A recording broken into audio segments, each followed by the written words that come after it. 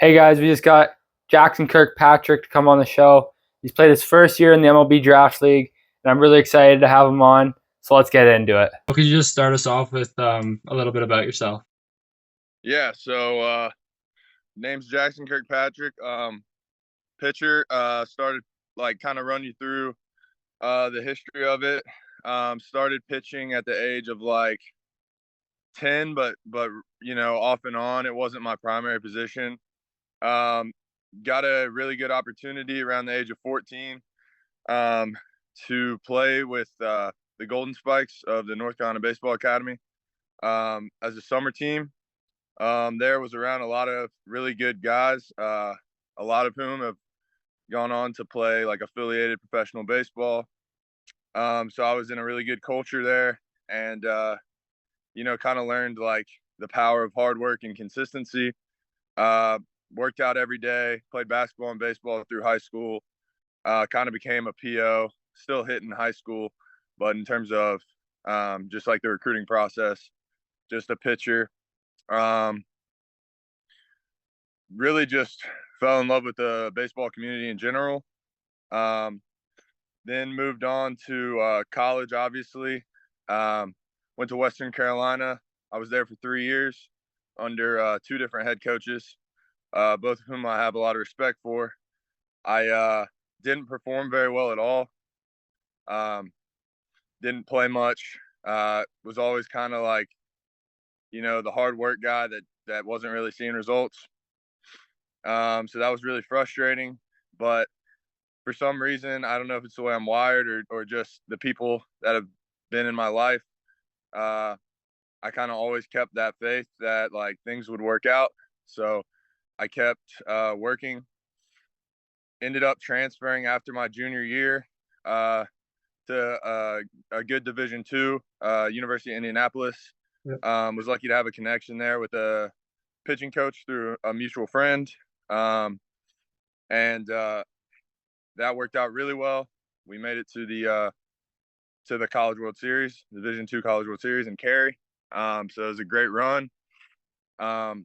And there I was a starter for almost all of the year, and so I really got some like in-game experience that, quite honestly, I hadn't had in like 3 years. It wasn't. I didn't perform that well at all, but I did get a lot of experience and still had kind of that streakiness about me where sometimes I'd be really good, sometimes I'd be really bad. Um, so then, you know, I kind of was hoping to get drafted. I'd been in contact with scouts and kind of thought that there was a good chance of that, even with my relatively poor performance. Um, I started training again, like just full time instead of just obviously playing summer ball. Um, did that for about a month. I was obviously also had my business going on at the same time, Kirk's Pitching Performance. So I was training guys and I was making content. Um, and then I got a good opportunity to go play in the draft league, and that could not have turned out any better than it did outside of winning a championship with the Black Bears. Yep. But was around a really good coaching staff and group of people, around a really good group of guys. Um, I mean, just really high level baseball. And I learned so much. Was able to kind of pick people's brains and develop good relationships. And I couldn't be more thankful for that opportunity. Through like a little over 20 innings there. And the season just ended. So now I'm in the off season. Goal, of course, being to get signed and obviously continue to grow the business, grow the game, stuff like that. But obviously, the primary focus is to keep improving as a player, and hopefully get an affiliate opportunity. That's awesome, man. First question really is going to be like, how do you think you performed in high school, and why do you think it didn't transfer super well to Division I or college ball? Yeah, that's a great question. So, in high school, I didn't necessarily perform very well, but I showcased really well. because I was so focused on velocity and stuff and my God-given size and things like that. I projected pretty well. So in terms of like rankings and stuff, I was ranked rather highly, but in terms of my actual performance, it wasn't great. I kind of always had command issues, or I guess really control issues. So it was kind of like college where I would have really dominant outings, and then I would also have like really bad outings. I remember my senior year, that was the COVID year, so I only had 2 starts. My first start against not a very good team at all. There was a couple scouts there, and I didn't make it out of the first inning, all because of walks. Then my second start, we played a really good team, and I struck out 12-6, and didn't give up an earned run, and had a great outing. So that just kind of shows you like how it would be. It would be just super inconsistent. So it kind of just depended on who was watching what game, in terms of their perception of my abilities. And so that helped me get into like, get on a Division I roster, but and get a Division I scholarship. But the problem was that I wasn't polished enough to compete at that level yet. And the reason I think it didn't translate, like I say, I mentally just wasn't consistent enough. My work ethic and routines were consistent enough, but my mindset wasn't. And so that took a lot of focus, to be honest. And it was a very long process, even longer of a process than the physical development, for me at least. Yeah, I definitely understand that. When you give up a few runs, it's definitely hard to go back and keep attacking and wanting to keep pitching for sure. Mm-hmm. How do you think that jump from college to the draft league was? How do you think you performed once you got into the draft league? Do you think it was just like a switch in your head that flipped, or? Well, that's multifactorial. So the first thing I would say, starting in college, like being a starting pitcher, I think prepared me for closing and or not even closing, but just coming out of the bullpen as a 1 inning guy. It made that a lot easier, right? Because now I'm able to throw my best stuff in there, at all times. And I just got to get 3 outs. So that's a lot easier of a task than, facing the order 3 times and trying to keep the pitch count down and stuff like that. It's not as much of a concern when you're coming out of the bullpen. In terms of the level of competition in the draft league, it was much higher, but I performed much better. I think part of that comes with the fact that hitters are up there to hit a little bit more. I think in college this past year, a lot more of the time, hitters were kind of looking for a walk, and even if they did swing, it was kind of a 2 outcome. It was kind of a 2 outcome thing when I was pitching. It was kind of strikeout or walk.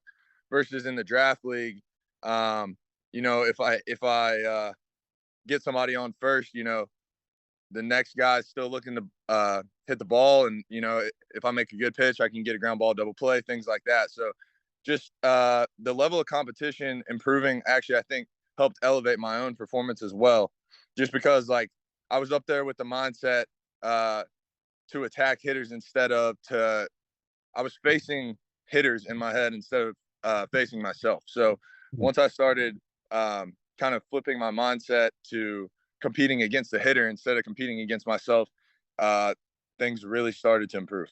Yeah, for sure. I heard you say you're a pretty big build and you're a bigger guy. How was your velo journey from, grade 9 to now? So if we go back to 9th grade, that was the first time I can remember being on a radar gun. That Golden Spikes tryout for the summer ball team, I hit 73. And I think I was one of the slower pitchers on that team initially. Worked really hard. I'm gonna be honest. I was working out almost twice a day at times. Like it was a lot, and it was really fun too because I was around a good group of guys. By the end of that year, I'd gotten up to 82, and then 86, then 90, 92. So by the end of high school, I'd touched 92, which was really, a big accomplishment for me. But at the same time, what I didn't realize is that it didn't really matter, if I wasn't going to be competitive in the zone. Yeah, So, for sure. went to college. Velocity kind of fluctuated a little more there, just as I kind of furthered the trial and error process, and you know, with different voices telling me how to prepare and things. But I think 93 as a freshman in college was my top, and then sophomore year, 95 in game and 97 in an inter squad. Wow. Junior year, a lot of sixes and I think some sevens in inter squad as well. And then moving into that last year of college, I actually was down in the fall. I think I topped out at 94 this past fall. Went home to train for the winter, and you know, obviously, it's kind of make or break time at that point. Um, Started picking people's brains that were better than me, threw harder than me, even more than I already had, and a few things clicked, and we can touch on that later. Hit 99 in a bullpen, Wow. came back to campus, live ABs and stuff, and I was touching eights and sevens against hitters and being competitive in zone. Kind of earned the Friday job there for a second, and then as the season progressed, I kind of lost that job, but I continued to pitch pretty regularly, and while the velocity wasn't quite as high as it had been in the winter, it was still, you know, a lot of five sixes, stuff like that. And then this when I moved into this one inning role this summer, that's when my average velocity really ticked up into like sitting 96 plus. So Wow. that yeah that's been good. That's awesome. I know nowadays for kids going into college or even pro ball, velocity is a huge number for a lot of people to look at, and everyone says, "Oh, if you're Right. not throwing 90, you're nothing special." Do you think that is Right. standing true, or do you think command and being durable is something to also look at? Oh, it's definitely something to also look at. I mean, I think they're all important, right? And it really depends on the guy, right? Like if you ask what's more important, stuff, command, movement, or availability, I mean, it really depends on the guy. I mean, availability is going to be the most important, meaning you're not getting injured, you're durable. Yeah. For anyone. And then after that, it kind of depends on the guy. What's your strength, and how do I use that strength to get hitters out? So, you know, obviously for me, stuff's how I get hitters out, and just being in zone with the stuff. I don't necessarily try to hit corners or anything like that. I trust my stuff in zone.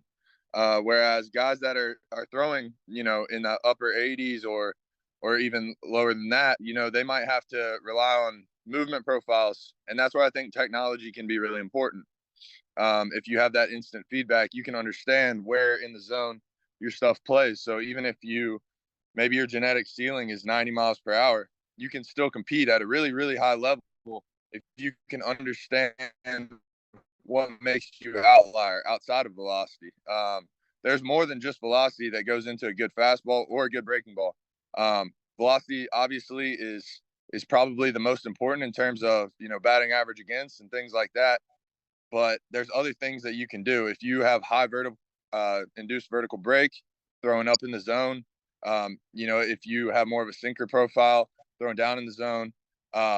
Just different shapes you can develop with sliders and things like that. I think that, you know, when you're a guy that's not throwing, you know, upper 90s, 100, and you want to play professional baseball, like it's still possible. I've seen guys be 90, 92 and be really, really dominant and get a ton of whiffs because they understand their metrics and they understand how to use that fastball. That's awesome. I'm going to switch the topic a little bit here. I want to talk about the draft league a little bit. Were you there when they won their 2022 and 2023 championships, or were you just there for the one? No, yeah, I just got there this year. So that was my first season in the draft league. This was my first season in the draft league. Obviously knew the Black Bears were, uh, you know, dominant in that Yeah. league for a number of years. So I was extremely thankful when I got assigned to them. And then obviously, just a really good culture there. David Carpenter, the manager, outstanding human being, A+ human being, and obviously has a ton of knowledge former big leaguer. So just a great guy to be able to talk to and learn from. And then the entire rest of the coaching staff, all with great experience. I could talk to any of them, hitting coach, pitching coach, it doesn't matter. And they could give me something that I could use to make myself better and help the team. Yeah, I definitely think that's a huge part of development is going to see guys that are better or have done stuff that you want to do in the future. Because learning Right. from those guys is definitely the best way because they know how to do it, and maybe they'll say something that's gonna hit right with you, and you can fix yourself and get going. What was like something someone said to you that like made you think differently about the game? Made you think, oh, maybe I can change this or this. I could throw harder, be a better pitcher. That's an excellent question and a loaded one. I mean, there's been countless things. I'll point to a friend of mine, Cam Cotter. He's in AA in the Giants organization right now. And he's given me probably a lot of the biggest insights and breakthroughs I've had. He's been the one that's helped direct me, which I don't think many people know. But just talking about workload management and understanding, okay, more is not always better. You know, if I'm throwing, 100, 200 throws a day, I'm just practicing a fatigue pattern. Yeah, no wonder my command's getting worse. I think doing more is better, but it's not necessarily better. No wonder my velocity is going down. I'm constantly in a state of fatigue, and I can't focus for that many pitches. I can't be intentional about what I do. And that's another thing I learned. And this isn't something someone specifically said to me, but just being around guys that are professionals in this game, everything they do is extremely intentional. And just learning from that. I mean, every single move they make is calculated. And, whether it be in training or in game, everything has a purpose. And I think that's the most important thing that I was missing for a long time, like a really long time. And I think a lot of guys are missing is understanding the why behind what you're doing. That gives you confidence to be able to trust your work, go out there and perform. That's probably been the most eye-opening thing is understanding why I'm doing this, believing in it wholeheartedly, doing it to the best of my ability, and then trusting that work so that when I go out on the mound, I don't even have to think about it. Yeah, that's awesome. Just talk a bit about your pitching performance and how you've helped multiple kids, throw harder and become better pitchers.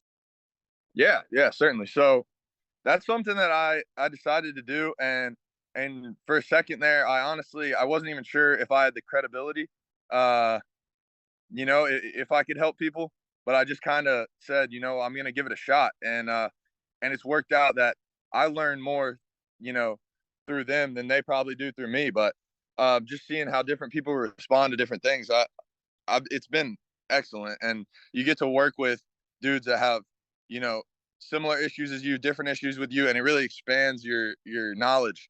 But helping those guys gain velocity, understand where their stuff plays and things like that, that can all be done remotely.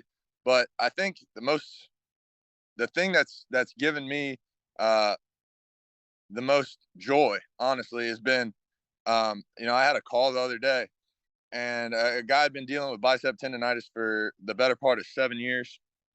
Painful to throw and everything. Yeah. And just through, our lifts and things like that, and just intentional programming, and getting shoulder stability, things like that, we've been able to eliminate that, inflammation on the bicep tendon, and just now he can throw pain free. Like that made me really, really, really happy. That's probably my favorite testimonial and kind of success story. Obviously, the guys have gained velocity. That's been great. The guys that have been with me the longest have obviously gained the most, and they work so hard on the program, and they ask questions, and they communicate with me. And those are the best people to train, the ones that want to learn, want to ask why, and they update me on how they're feeling so that we can really individualize it to them. We can change the plan. It doesn't have to be, oh, if this is on the program, this is what I have to do. No, like we need to see how you're responding, and then we can adapt our program to fit your needs. But I mean, those are really the biggest things. Obviously, gaining velocity with guys, and I hope to help guys, get college commitments or professional contracts and things like that in the future. I've only been doing this for about a year, so I mean, as of right now, that hasn't been the case. But getting guys pain free, getting guys throwing smoother, getting guys throwing harder, getting guys understanding and knowing themselves better. I think that's what we've been able to do, and it's been really good. That's awesome. I think what you're doing is great for the sport, and it definitely helps out a lot of people. I know I watch your content. I take exercises. It's helpful for even just a kid to look at your content and say, okay, maybe I'll do this today, or oh, look how he throws, and maybe I can try to throw like that. There's Yeah. lots of good stuff on the internet that you can do, and it's really really good that you guys, all the baseball community, is getting help from you and lots of other guys. Yeah, I agree. I mean, that would be my biggest advice to guys, right? Like, when you go look at stuff on the internet and things like that, first try to understand what they're trying to do. What adaptation are they trying to get out of the work they're doing? And then go try it for yourself if that's something that you also need to work on. And the trial and error process is one of the best ways to learn. Might not be the fastest way to learn, Yeah. but it is by far the most sustainable, because now you know why that works, that doesn't. So when someone tells you to do something and you know that doesn't work for you, you don't have to go through that process again. I know I've been going through a lot of trial and error. I just tore my meniscus, sadly, sliding into second, but I'm sorry to hear that. it is what it is. Like, it happened very early in the season. I'm just glad I didn't tear any like big tendons in there, like my ACL or anything like that. Right. But yeah, I've been recovering from that, and it's a lot of trial and error. And sometimes it's painful, and sometimes you got to push, and sometimes you got to know when to just let it go. But personally, I'm not going to count it as a loss, because it's helped me learn a lot about my body and what it can do, what it can't do, how to feel certain things in my throw, how to get back to hitting a baseball, and a bunch of different stuff. I think, Man, I absolutely love that. I mean, that's the best mindset you could have. yeah, when I first got hurt, I was so upset, but you can only be upset for so long. You gotta get back to it. If you want to chase something, you gotta go full heartedly at it. That's right. 100%, man. I'm so glad you talked to me today, and I hope you can get a signing with an MLB team. That would be insane and awesome for you. And thank you so much. Hey, I appreciate you having me on. We'll have to do it again sometime. It's been fun. Nice to meet you, and I enjoyed this conversation as well.